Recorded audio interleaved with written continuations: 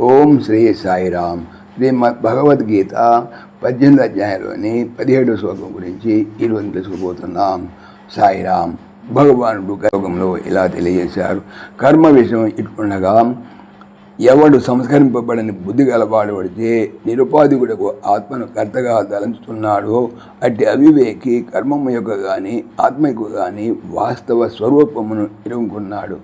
అయితే ఈరోజు చెప్పుకునేటువంటి 17వ శ్లోకంలో భగవాన్ ఇలా తెలియజేయబోతున్నారు. అహంకారము కర్తృత్వ బుద్ధి లేనివాడు కర్మలచే అంటడని వచించున్నారు. యస్య అహంకృతో భావో బుద్ధిర్యస్య న లిప్యతే హత్వాపి ఇమాన్ లోకాన్ హంతి న నిబధ్యతే. యస్య ఎవనికి అహంకృతః భావ నేను కర్తను అని తలంపు నా లేదు.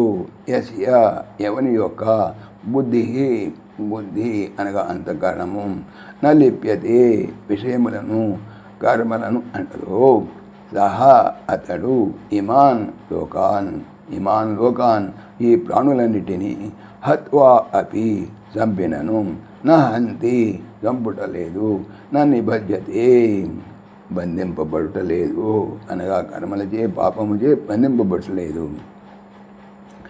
ఎవనికి నేను కర్తను అని తలంపు లేదు ఎవని యొక్క బుద్ధి విషయములను కర్మలను అంటదో అతడి ప్రాణులన్నిటినీ చంపినను వాస్తవముగా ఏమీ చంపుటలేదు మరియు అతడి బంధింపబడటలేదు అనగా కర్మలచే పాపముచే బంధింపబడలేదు.